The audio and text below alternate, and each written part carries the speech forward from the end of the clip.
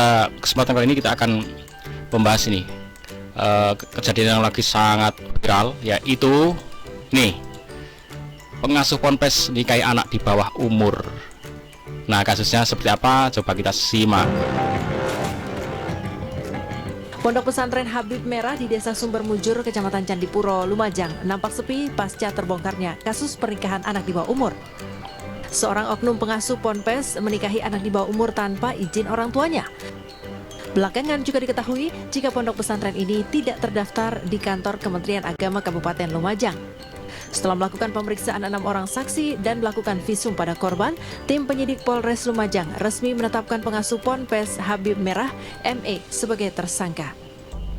Oke, ada kata kunci di sini, ponpes tidak terdaftar di kantor Kemenak. Jadi bagi Anda semua, kita semua, kalau ingin menyekolahkan, mendaftarkan anak di pendidikan, pastikan bahwa lembaga yang mengasuh anak-anak kita itu lembaga yang punya legalitas, ya, punya legalitas. Sehingga kalau punya legalitas itu ada yang bisa dipertanggungjawabkan. Dia lembaga itu merasa mempunyai tanggung jawab terhadap bangsa dan negara, gitu ya. Jadi nek dia mau nakal-nakal itu dia merasa punya tanggung jawab terhadap negara, sehingga tertanggung jawab pula terhadap anak didiknya. Nah, ini kalau nggak terdaftar gini, nah itu udah masalah. Jadi seperti kita datang ke situ, ya kalau orangnya itu baik, tapi orang itu sebaik-baiknya orang, manusia, ya tetap manusia, dia punya potensi baik dan potensi buruk, itulah manusia. Maka ini kalau ini ya, jadi cara penting kalau mau mendidik anak kita,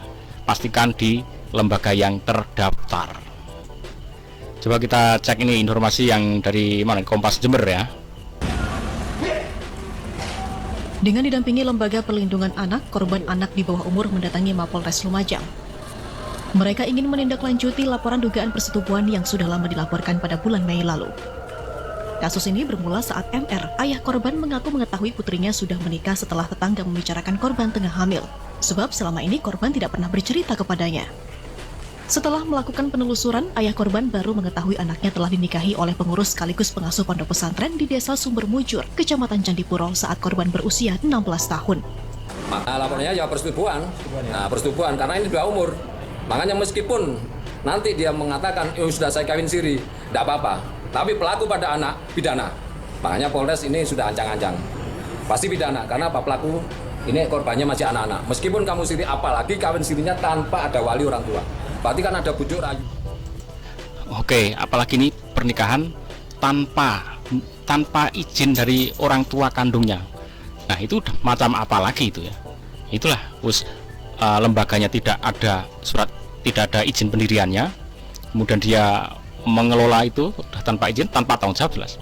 Sehingga dia punya kekuasaan, punya power, punya dana, punya apapun, akhirnya bertindak semena-mena seperti itu. Yang jelas gini, teman-teman. Kalau pernikahan itu kan sebenarnya sudah dipermudah. Di Indonesia sudah mudah. Apa susahnya nikah dengan cara yang disediakan dengan cara-cara yang sudah difasilitasi oleh negara.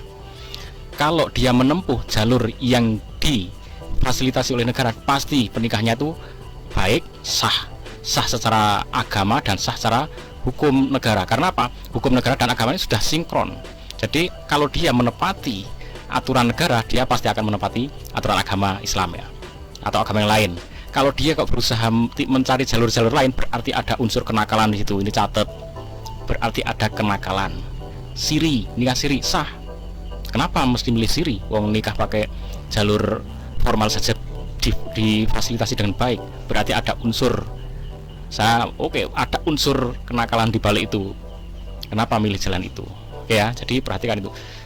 Lembaga yang tidak punya sertifikasi untuk berdiri, kemudian termasuk pelaksanaan pernikahan yang mencoba tidak mengikuti aturan negara, ada unsur kenakalan di balik.